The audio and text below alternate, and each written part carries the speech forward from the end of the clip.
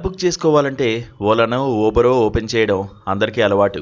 కానీ ఇకపై ఆ అవసరం లేకుండా భారత ప్రభుత్వం నేరుగా ట్యాక్సీ రంగంలోకి అడుగుపెట్టింది. భారత ట్యాక్సీ పేరుతో సరికొత్త రవాణా సేవలను అందుబాటులోకి తెచ్చింది. ప్రైవేట్ యాప్ల ఆధిపత్యానికి స్వస్తి పలుకుతూ డ్రైవర్లను యజమానులుగా మార్చే ఈ సరికొత్త ప్లాట్ఫామ్ను కేంద్ర మంత్రి అమిత్ షా తాజాగా ప్రారంభించారు.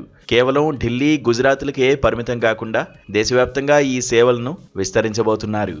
ప్రైవేట్ ట్యాక్సీ రంగంలో గత దశాబ్దంగా ఓలా, ఊబర్ వంటి యాప్ల ఆధిపత్యం కొనసాగుతున్న తరుణంలో ప్రయాణికులకు చౌకగా, పారదర్శకంగా సేవలు అందించడమే కాదు, డ్రైవర్ల శ్రమకు న్యాయం చేసే లక్ష్యంతో భారత్ ట్యాక్సీ పేరుతో భారత ప్రభుత్వం స్వయంగా రంగంలోకి దిగింది. కేవలం ఆ సంస్థలకు ప్రత్యామ్నాయంగా తీసుకొచ్చిన మరో యాప్లా కాకుండా దేశవ్యాప్తంగా క్యాబ్ ఎకానమీని కొత్త దిశలో నడిపించాలనే పాలసీని కేంద్రం తీసుకొచ్చింది. ప్రయోగాత్మకంగా చేపట్టిన సేవలు ఆశించిన స్థాయిలో విజయవంతం కావడంతో ఇప్పుడు అధికారికంగా ఈ సేవలను ప్రజలకు అందుబాటులోకి తీసుకువచ్చారు.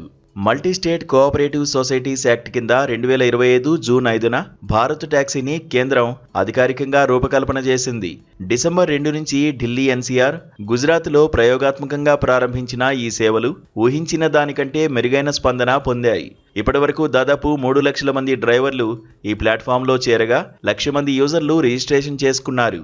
రోజుకు సగటున 10,000 రైడ్లు జరుగుతున్నాయని కేంద్ర సహకార మంత్రిత్వ శాఖ వెల్లడించింది.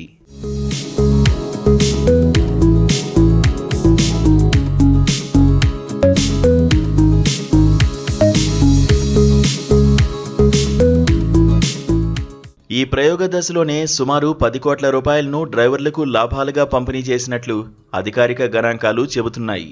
ప్రస్తుతం తొలి దశలో ఢిల్లీ, రాజధాని ప్రాంతం, గుజరాత్ రాష్ట్రాల్లో భారత్ ట్యాక్సీ సేవలు ప్రారంభమయ్యాయి. రాబోయే 3 ఏళ్లలో కశ్మీర్ నుంచి కన్యాకుమారి వరకు, ద్వారక నుంచి అస్సాంలోని కామాఖ్య వరకు దేశం నలుమూలలా ఈ సేవలను విస్తరించనున్నట్లు కేంద్ర హోం సహకార మంత్రి అమిత్ షా ప్రకటించారు. ఈ ప్లాట్ఫామ్ ద్వారా కేవలం కార్లే కాకుండా 3 వీలర్లు, 2 వీలర్లు కూడా బుక్ చేసుకునే వెసులుబాటు ఉంటుందని తెలిపారు. ముఖ్యంగా ఈ వ్యవస్థలో వచ్చే లాభాలన్నీ డ్రైవర్లకే వెళ్లేలా డిజైన్ చేశామని, మధ్యలో ఎలాంటి ప్రైవేట్, కార్పొరేట్ కమిషన్ వ్యవస్థ ఉండదని స్పష్టం చేశారు. ఇప్పటివరకు దేశంలోని క్యాబ్ బుకింగ్ మార్కెట్లో ఊబర్, ఓలా, ర్యాపిడో వంటి సంస్థలు కీలక పాత్ర పోషిస్తున్నాయి.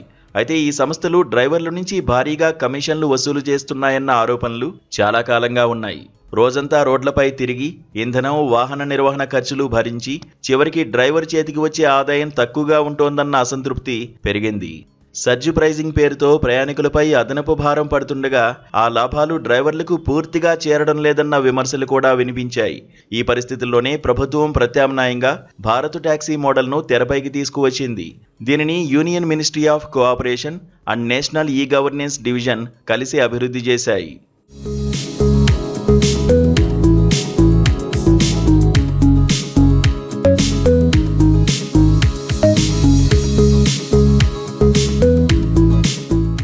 ఈ ప్లాట్ఫామ్లో డ్రైవర్లకు కమిషన్ ఫ్రీ మోడల్ వస్తుంది. డ్రైవర్లు ప్రతి రైడ్ మీద 20 నుంచి 25% కమిషన్ చెల్లించకుండా తమ ఆదాయాన్ని పూర్తిగా కాపాడుకోవచ్చు. అలాగే సర్జు ప్రైజింగ్ లేకుండా స్థిరమైన ఛార్జీలతో ప్రయాణికులకు సేవలందించడమే ఈ యాప్ లక్ష్యం.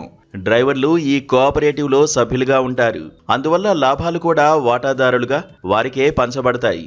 ఇది ప్రభుత్వ మోడల్ క్యాబ్ సేవలకు ప్రజల్లో, డ్రైవర్లలో ఉన్న విశ్వాసాన్ని స్పష్టంగా చూపిస్తోంది. భారత్ ట్యాక్సీలో చేరిన డ్రైవర్లకు సారథి పేరిట ప్రత్యేక ప్యాకేజ్ను అందిస్తున్నారు. ఇందులో ఆరోగ్య బీమా, ప్రమాద బీమా, రిటైర్మెంట్ సేవింగ్స్ వంటి సౌకర్యాలు ఉంటాయి. ఇప్పటివరకు ప్రైవేట్ యాప్ల్లో పనిచేసే డ్రైవర్లకు ఈ తరహా భద్రతా కవచం లేకపోవడం పెద్ద సమస్యగా మారింది. వృద్ధాప్యంలో ఆదాయం ఎలా, ప్రమాదం జరిగితే కుటుంబ పరిస్థితి ఏంటి అన్న ఆందోళనలకు ఈ మోడల్ ఒక పరిష్కారంగా నిలవనుంది. కార్పొరేట్ ఆధిపత్యానికి ప్రత్యామ్నాయంగా డ్రైవర్ కేంద్రంగా రూపొందిన ఈ భారత్ ట్యాక్సీ వ్యవస్థ ప్రయాణికులకు చౌక, పారదర్శక సేవలు, డ్రైవర్లకు స్థిరమైన ఆదాయం, భద్రత కల్పించనుంది. రాబోయే రోజుల్లో భారత్ ట్యాక్సీ ప్రైవేట్ యాప్ల మార్కెట్ సమీకరణల్ని మార్చే అవకాశాలు ఉన్నాయి.